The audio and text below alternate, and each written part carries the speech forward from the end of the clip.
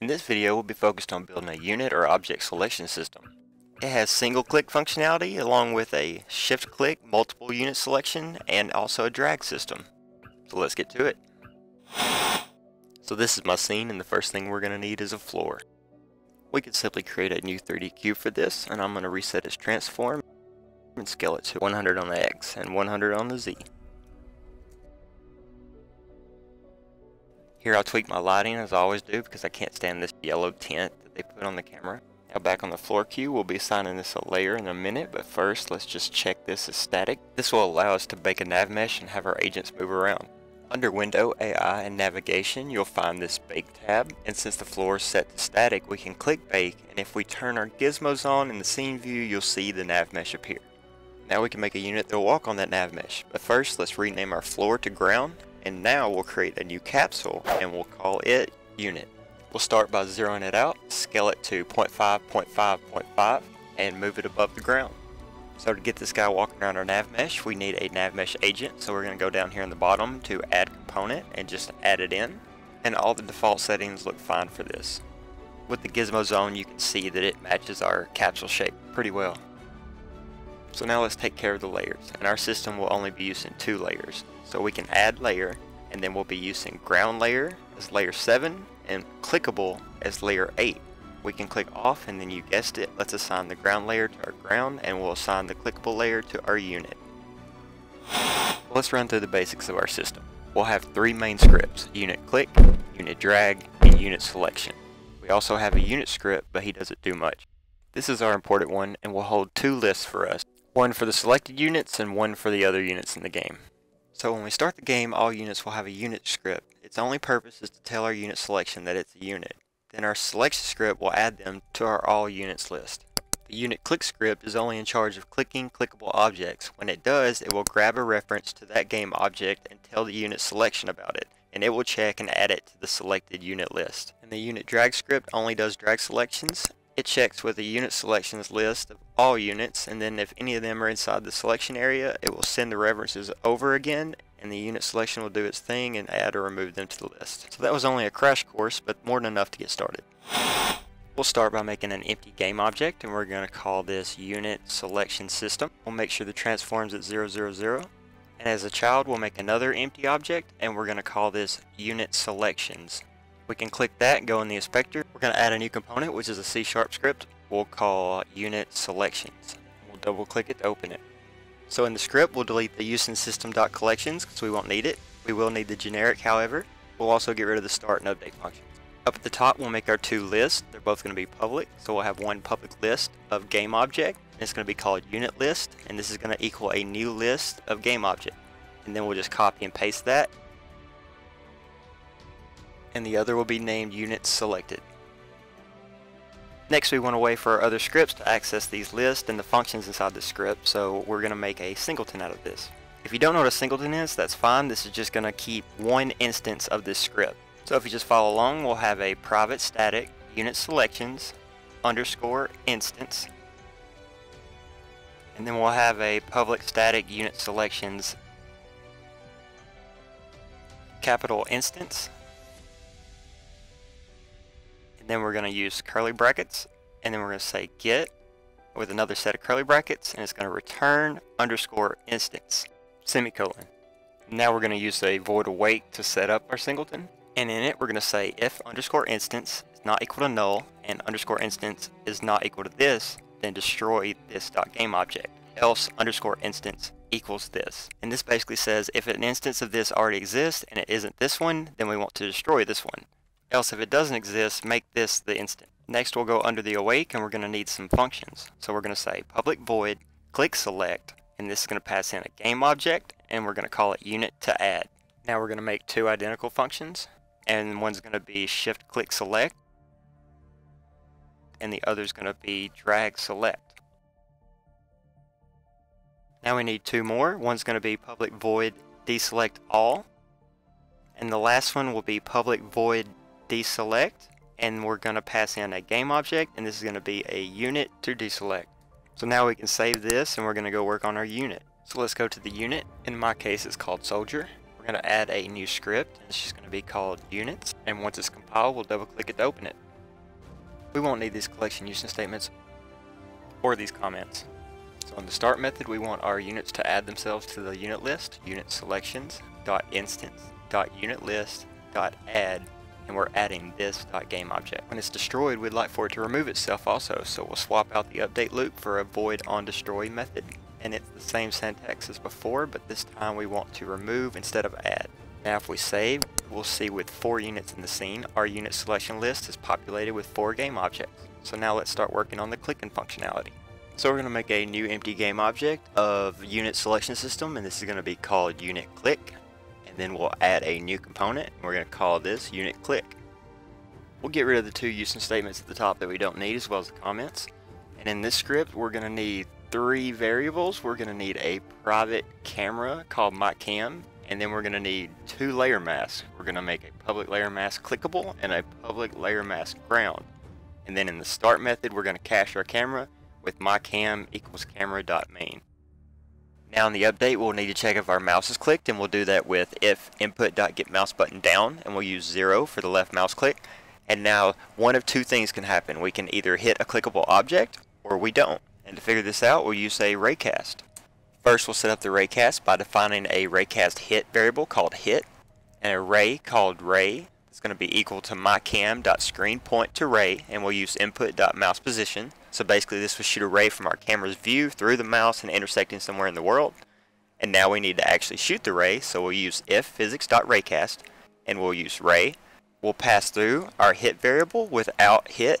Our distance will be mathf.infinity, and lastly clickable as the layer mask. Now in the else statement, where the ray doesn't hit anything clickable, we're going to assume that the player is clicking off the units to deselect them. So we're going to access the deselect all method that we set up earlier in the instance of unit selections. So if we do hit a unit, then we have 2 choices. We're either normal clicking or we're shift clicking. So I chose to write out this if statement by checking if the shift key is held down with if input.getKey and then keycode.left shift. And that means we're shift clicking, else we're normal clicking. So if we are shift clicking, we're going to need to call the shift click select function from our unit selection script, and remember that it requires a game object, and we're going to pass in our clickable game object that we hit with hit.collider.gameObject.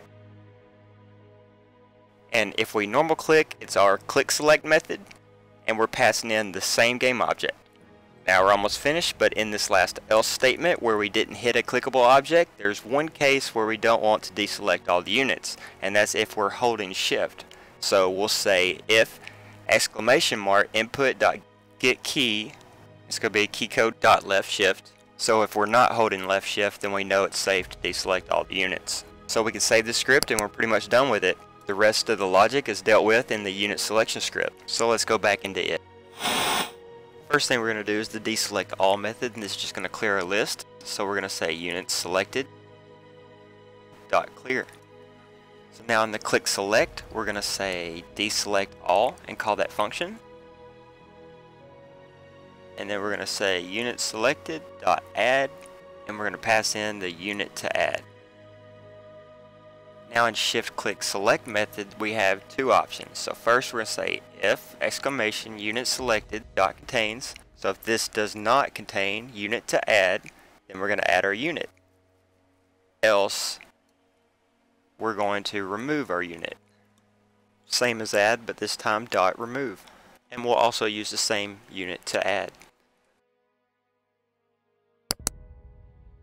So back into Unity, we can go to unit click, and we just need to set up our layer masks.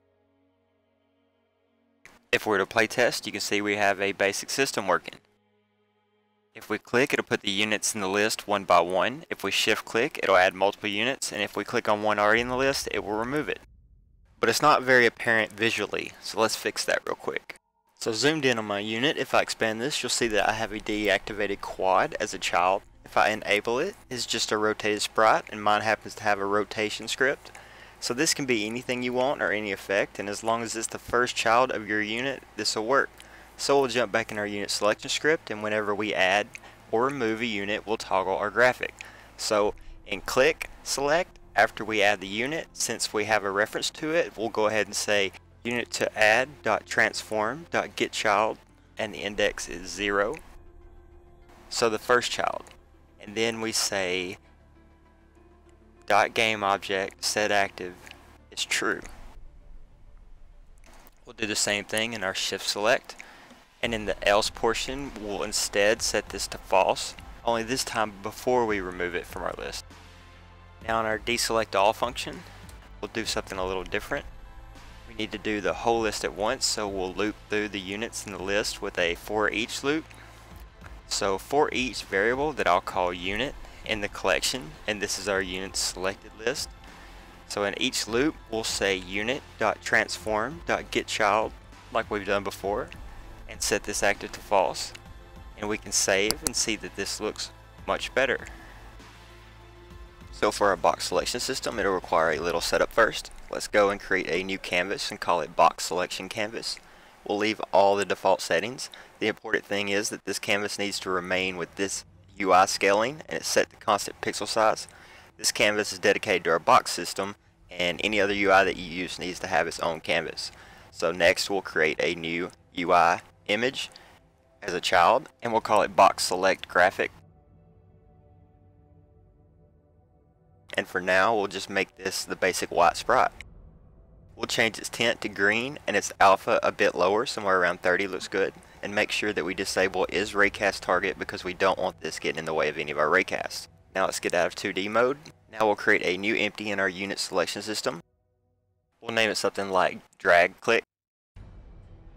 We'll add a new component, and it'll be a new script called unit drag, and we'll open it up. So at the top, the only usage statement we'll need is use in Unity Engine. Now for the variables, we'll need our camera called myCam. We'll need a private rect transform called box visual, and we'll make this a serialized field so we can access it via the inspector. Next we'll need a private rect called selection box, and that will be our actual thing selecting the units. And we'll need two vector2s, start position and end position. So now in the start function we'll assign our camera and set these two vectors to 0 with vector2.0. So beneath the void update there's three functions that we'll need to call for this script. We're going to have a void draw visual, we're going to have a void draw selection, and we're going to have a void select units. Now in the update we'll keep up with what the mouse is doing, so we'll need three states that we check for. We'll need when clicked, while holding click, and when we release the click. And when we click, it's going to be if input.getMouseButton down, 0 for the index for our left click. While holding click, we'll go if input.getMouseButton, and then when we release the click, it's going to be if input.getMouseButton up.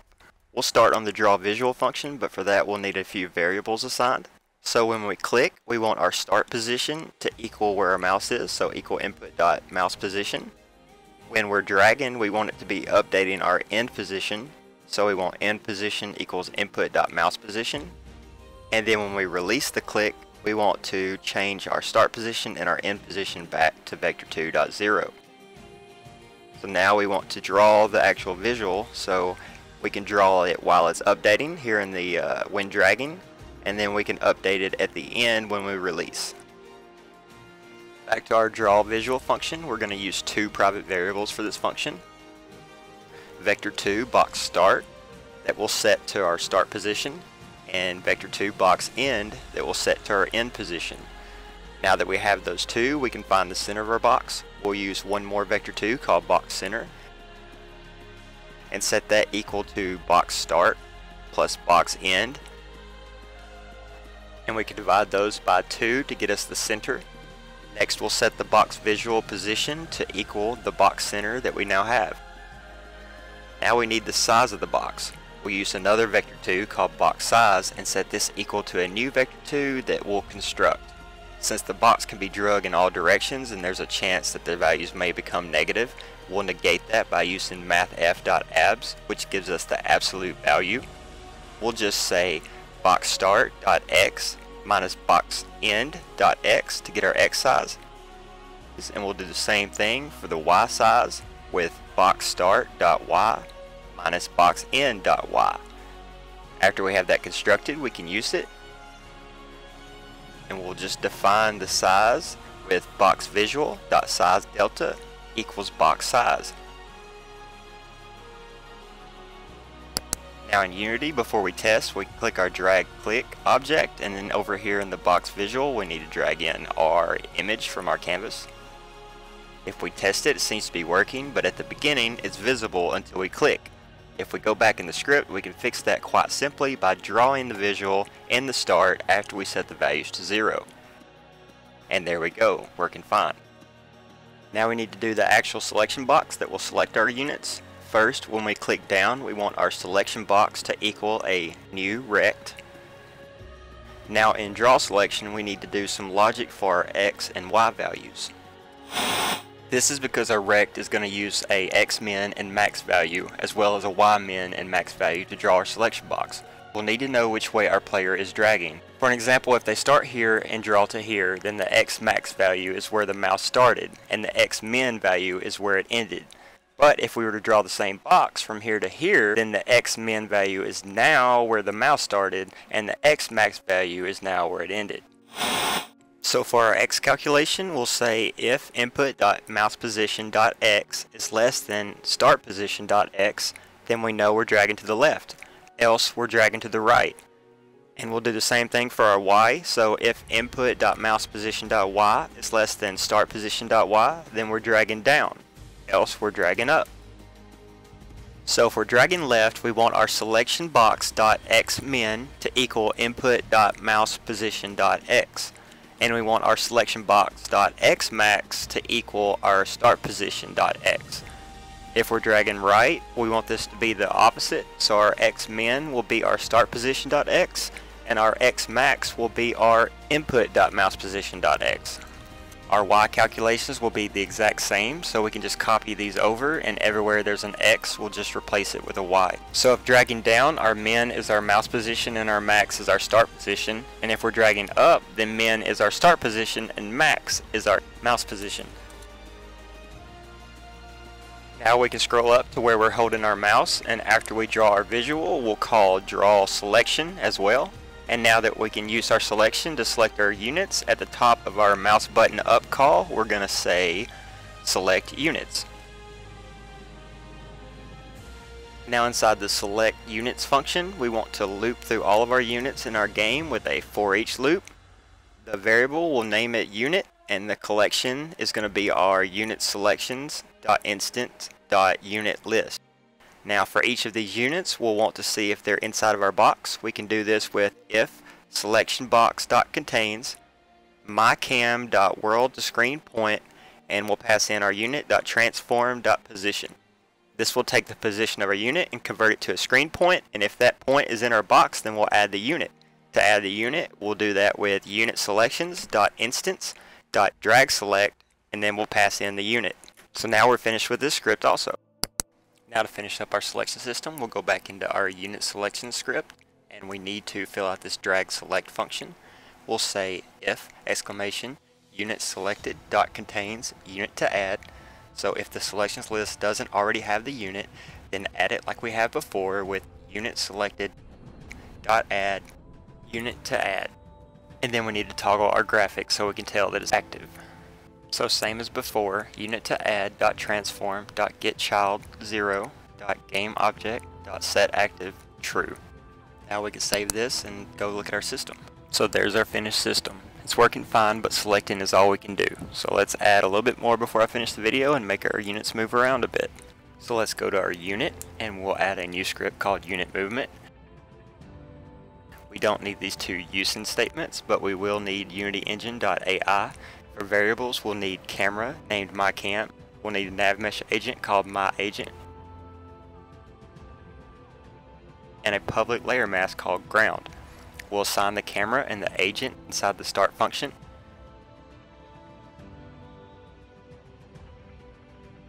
Now in the update, we'll check if the player right clicks by using 1 as the index instead of 0. We'll set our raycast hit and our ray, and then we'll shoot that ray, only this time we'll use ground as our layer mask. And if we hit the ground, we'll tell our agent to go there with myAgent.setDestination hit.point. And we can save, and in Unity we'll set the ground layer and disable the unit movement script.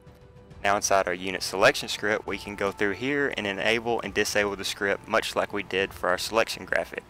we'll use unit to add, .get component, unit movement, and set .enabled to true.